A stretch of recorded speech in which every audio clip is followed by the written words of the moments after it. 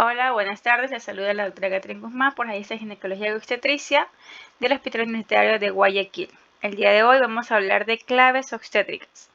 Las claves obstétricas son un sistema de roles y funciones que permiten la comunicación efectiva y el trabajo coordinado.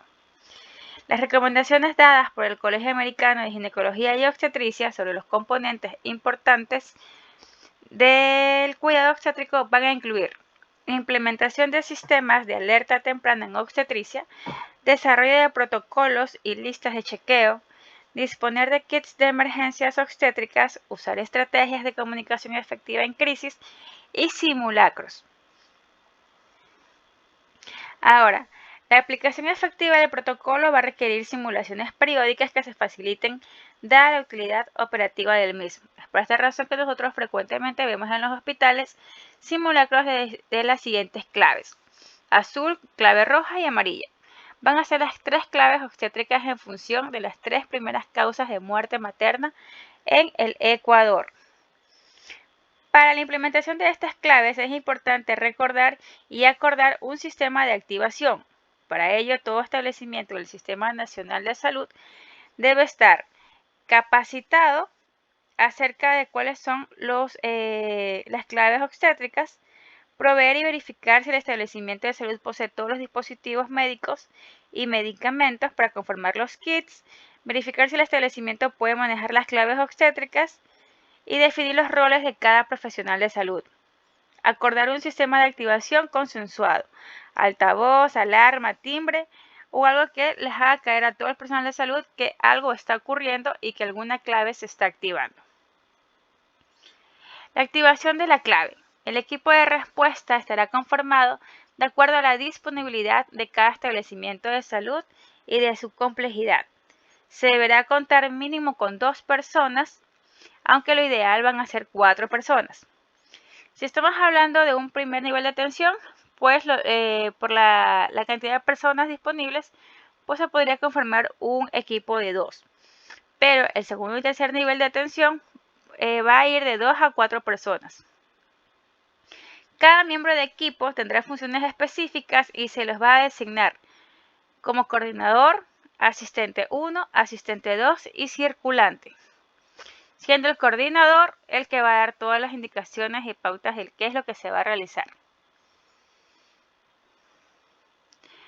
El día de hoy vamos a enfocarnos en lo que es clave azul, que no es más que el manejo de los trastornos hipertensivos del embarazo con criterios de seguridad en los establecimientos de primer, segundo y tercer nivel de atención. Entonces, para esta primera vamos a empezar con la coordinación y organización del equipo. Como mencioné, teníamos 4 miembros: coordinador, asistente 1, asistente 2 y el circulante, los cuales se van a ubicar dependiendo de sus funciones. El asistente 1, el asistente 2, el circulante y el coordinador van a colocarse alrededor del paciente de la siguiente manera. El coordinador se va a ubicar del lado lateral a la paciente, generalmente del lado derecho. El asistente se va a encontrar ubicado en la cabecera de la paciente. El asistente 2 es del lado opuesto al coordinador. En este caso no tenemos asistente 2, ya en el de la imagen. Y el circulante, que se va a encontrar por fuera del paciente, porque es el que se va a movilizar. Ahora, ¿cuáles van a ser las funciones de cada uno? El coordinador va a ser el profesional de salud capacitado en claves obstétricas y encargado de darle las pautas y las indicaciones a todo el grupo que está a cargo. Sus funciones van a ser organizar el equipo y verificar continuamente las funciones de los asistentes y del circulante. Va a definir la conducta a seguir dependiendo de la evolución clínica del paciente. Va a valorar el estado de la paciente con la información de los signos vitales y del score mama. Va a valorar los criterios de severidad, el bienestar fetal, como habíamos visto con un Doppler fetal o uno de campana. Tomar la decisión de traslado o de asumir el caso de acuerdo a la capacidad resolutiva del establecimiento de salud en el que se encuentren. Ordenar la aplicación de los medicamentos y fluidos y brindar la información a los familiares o acompañantes a través del circulante, el que se encuentra en la parte externa.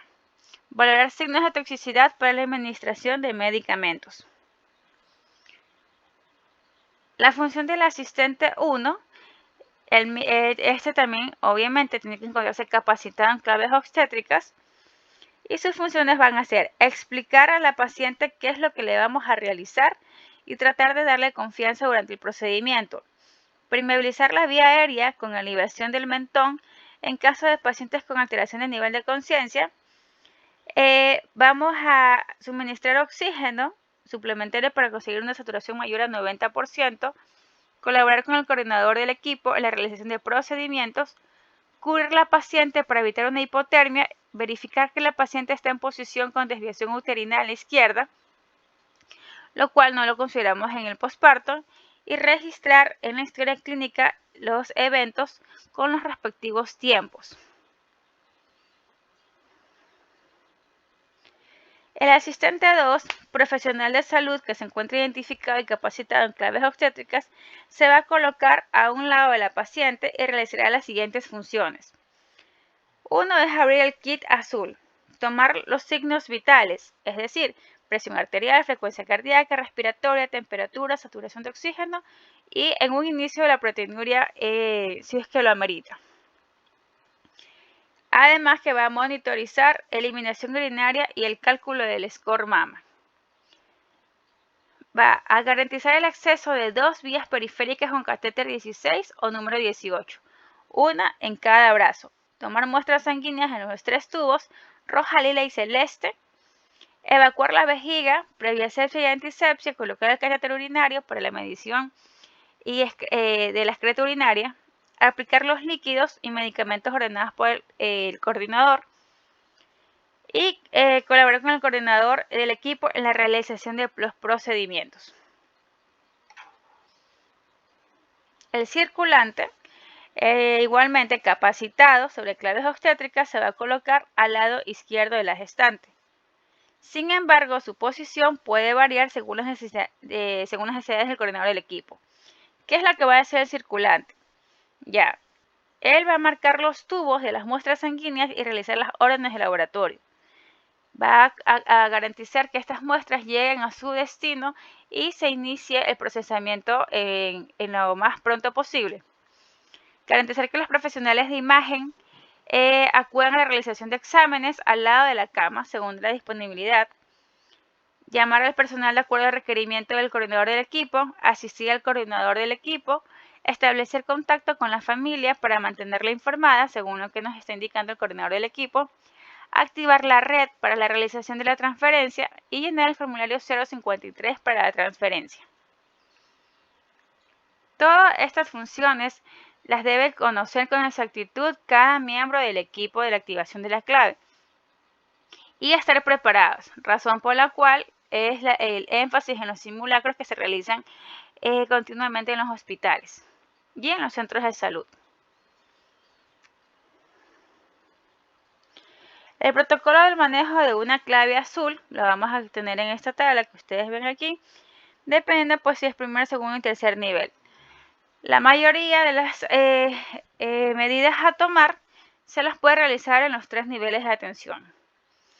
Punto 1 va a ser identificar a la paciente con signos de gravedad. Si la paciente se encuentra convulsionando, pues vamos a hacer las medidas de protección y permeabilidad de la vía aérea. Activamos la clave azul y conforma el equipo y de acuerdo a la disponibilidad. Punto 4. Realizar un examen físico completo que debe abarcar los signos vitales mencionados anteriormente, especialmente de la presión arterial porque estamos hablando de trastornos hipertensivos. Realizar la evaluación de la vitalidad fetal con auscultación o Doppler fetal si es que dispone, o buscar la manera de cómo corroborar la vitalidad fetal, teniendo en consideración cuáles son las principales complicaciones obstétricas cuando tenemos un trastorno hipertensivo no controlado. 6. Asegurar la vía aérea, proporcionar oxígeno suplementario para conseguir saturación mayor a 90%. Dependiendo si la paciente ya convulsionó anteriormente antes de llegar o tuvo alguna convulsión antes de llegar a nuestras manos, pues aspirar las secreciones si es que lo requieren. Considerar el uso de mascarilla laringea en ciertas circunstancias, como si el paciente no recupera un estado de conciencia postconvulsivo, si presenta vómito y convulsiones y si es que tenemos una escala de Glasgow menor a 9. Debemos de asegurar 2 accesos venosos, catéter 16, 18 o 20, que ya lo habíamos mencionado anteriormente. El catéter urinario con bolsa de recolección para hacer nuestro respectivo control de diuresis y administrando el balance hídrico. Ahora, ¿qué vamos a hacer después? Es iniciar impregnación con sulfato de magnesio. Un error común en nuestro medio es el porqué del uso del sulfato de magnesio. Ya, hay personal, del cual nosotros estamos a cargo, que confunde el sulfato de magnesio como que fuese un antihipertensivo, ¿ya? Pero no es un antihipertensivo. Nosotros sabemos que la función de él pues va a ser de protección neurológica en la paciente y que no va a ir de la mano con la reducción o el control de la presión arterial de la paciente. La impregnación del sulfato de magnesio va a variar si es que tenemos una paciente con preeclampsia o una paciente con eclampsia. Preeclampsia la vamos a hacer impregnar a la paciente con 4 gramos de sulfato en 20 minutos y en la eclampsia la dosis va a ser mayor, van a ser 6 gramos en 20 minutos. La dosis de mantenimiento también va a variar. Va a ser 1 gramo por hora en infusión continua en la preeclampsia y 2 gramos por hora en infusión continua en una eclampsia. En caso de que nosotros veamos toxicidad por el sulfato de magnesio, veamos reflejos tetinosos disminuidos, veamos una frecuencia respiratoria disminuida, que nos están indicando que la paciente se está intoxicando con el sulfato de magnesio, pues nosotros inmediatamente damos el antídoto, que viene a ser el gluconato de calcio al 10%, y vamos a administrarlo a 1 gramo por vía intravenosa en 10 minutos. Razón por la cual la paciente debe estar continuamente monitorizada. Punto 12. Iniciar terapia antihipertensiva. ¿Qué vamos a realizar? Si la presión de la paciente es mayor a 160, 110, o según los signos de severidad, tenemos nifedipino 10 miligramos vía oral cada 20 o 30 minutos, según sea la respuesta. Pero si requerimos una acción más inmediata por la presión arterial que se encuentre en zona de severidad, pues vamos a administrar la hidralazina. La dosis va a ser 5 miligramos intravenoso.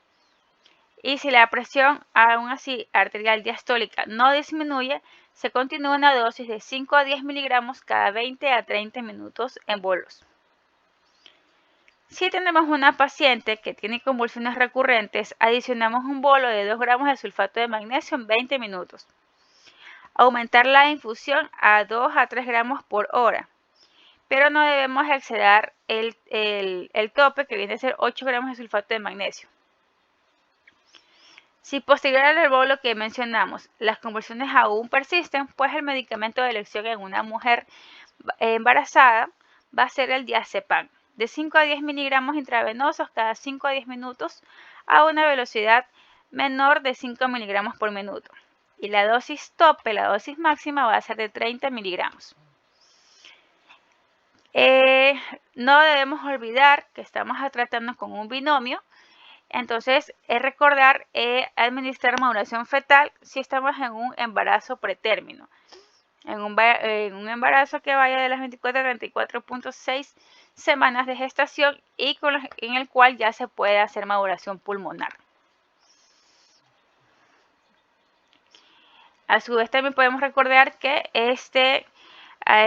se está haciendo doble protección neurológica, porque el bebé también saldría beneficiado del uso del sulfato de magnesio. Punto 16. Revalorar a la paciente cada 15 minutos. Control y registro de signos vitales, presión arterial, frecuencia cardíaca, respiratoria, saturación, nivel de conciencia, como habíamos acordado. Y adicional a esto, pues como estamos trabajando con sulfato de magnesio, tener en cuenta la frecuencia cardíaca y los reflejos osteotendinosos para verificar que no tengamos signos de intoxicación de sulfato de magnesio, control y registro de diuresis para valorar la función renal continua de una paciente que esté con criterios de severidad, asegurar el suministro de oxígeno suplementario y evaluar continuamente la presencia de los signos de gravedad. 17. Evaluar el resultado de exámenes para descartar o diagnosticar un síndrome de HELLP, que pues como conocemos va a ser una complicación de estos trastornos hipertensivos, ¿ya? Y vamos a valorar continuamente el bienestar fetal para considerar la finalización de la gestación. Por último, vamos a realizar la activación de la red para transferir a la paciente a un establecimiento de mayor complejidad, dependiendo pues si nos encontramos en un tipo A, tipo B o tipo C. Los exámenes de laboratorio complementarios, ¿cuáles van a ser? Vamos a realizar la proteinuria en tirilla y la biometría hemática completa. Ambos son los exámenes de entrada con los que iniciamos el diagnóstico y por ende el tratamiento oportuno de la paciente. La biometría hemática debe tener obligatoriamente reencuentro de plaquetas. Entonces estamos con necesidad de una biometría hemática completa. Ahora, en el caso de que la paciente, pues, habría que descartar que no tenga criterios de severidad. Por esta relación realizamos un perfil bioquímico solicitando creatinina, urea, las transaminasas, TGO, TGP, LDH y frotis sanguíneo. Y pues no descartar el control rutinario de la proteinuria en tirilla, pues para definir de entrada el diagnóstico de trastorno hipertensivo. Las pruebas de bienestar fetal, el registro cardiotocográfico, ecografía obstétrica y Doppler fetal de acuerdo al caso. Ahora, bueno, aquí está más específico cómo se debe hacer la preparación y administración de sulfato de magnesio en la preeclampsia y cómo realizarlo en la eclampsia. Antes de esto, pues, para definir temas con preeclampsia o eclampsia, debemos considerar conceptos, cuándo es preeclampsia, cuándo es eclampsia, y cuando esta preeclampsia se determina como severa o no severa, es decir, con criterios de severidad o sin criterios de severidad. Recordemos que los parámetros que vamos a considerar en una preeclampsia va a ser la presión arterial, el recuento de plaquetas, la función hepática, la función renal, la integridad pulmonar y la integridad neurológica. Para la impregnación del sulfato de magnesio en una preeclampsia, pues vamos a usar 20 ml de sulfato de magnesio, que vienen a representar 4 gramos. Lo vamos a dividir en 80 ml, 80 cc de solución isotónica y la vamos a pasar a 300 ml hora. Es decir, que la vamos a pasar en 20 minutos. Y la de mantenimiento, vamos a hacer 50 ml de sulfato de magnesio, es decir, 10 gramos, en 450 cc de solución y la vamos a pasar en 50 ml hora en bomba de infusión, que viene a equivaler a lo que mencionamos anteriormente, 1 gramo por hora. En el caso de una eclampsia, la impregnación pues va a ser de 30 ml de sulfato de magnesio, es decir, 6 gramos en 70 ml de solución, pasado en 20 minutos, o 30 ml en bomba de infusión. Y el de mantenimiento va a ser de 100 ml de sulfato de magnesio, es decir, 20 gramos, el doble, en 400 cc de solución. Y lo vamos a pasar en 50 ml hora. O lo que equivaldría pues a 2 gramos por hora. Ahora, aquí tenemos un protocolo del manejo del síndrome de HELLP. Recordemos qué es lo que valoramos en el síndrome de HELLP.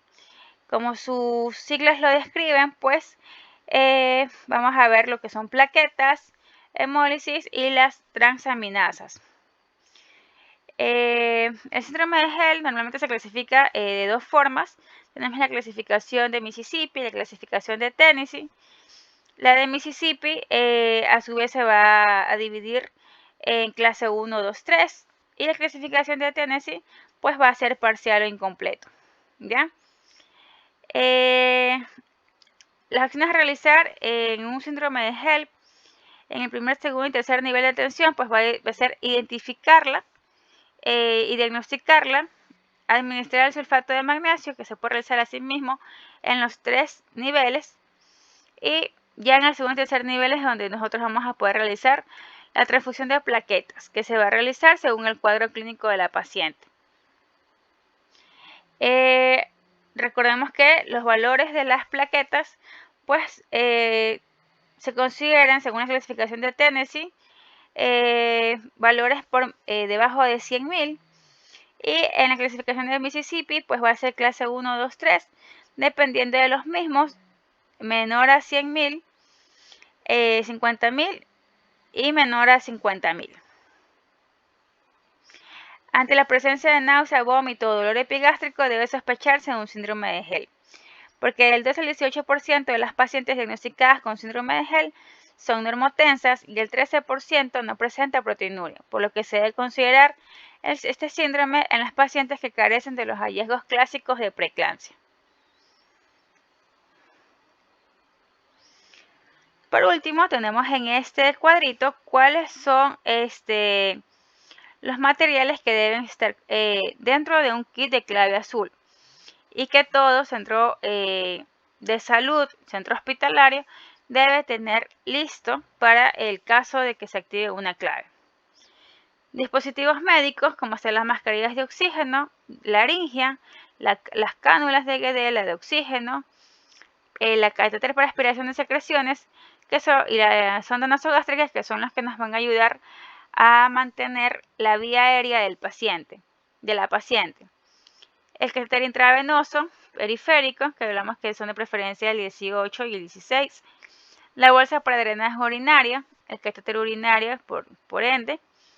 Los equipos de venoclisis, el esparadrapo, el frasco de muestra para orina. Los guantes quirúrgicos, los guantes de examinación, las jeringuillas para la administración de medicamentos y las mascarillas quirúrgicas. Material de laboratorio, tenemos que tener obligatoriamente los 3 tipos de tubos, celeste, lila y roja, para la valoración de los, resultados. Los insumos, marcador permanente, pedidos de laboratorio, pedidos de sangre y algoritmos de la clave azul. Y por último, los medicamentos que deben estar obligatoriamente en el kit, pues van a ser las soluciones para administrar los sulfatos de magnesio. Las ampollas de sulfato de magnesio deben haber 13 ampollas, la hidralacina deben haber 2 ampollas, el nifedipino deben haber mínimo 5 tabletas, el gluconato de calcio y por último el diazepam. Entonces son todos los que conforman un kit de clave azul para poder responder adecuadamente a la emergencia. Y no olvidar que todo el personal debe estar capacitado en el manejo de una clave azul. Y nunca olvidar cuáles son sus funciones. Ya, eso es todo en cuanto a clave azul. Muchas gracias. Más adelante veremos lo que es clave roja y clave amarilla.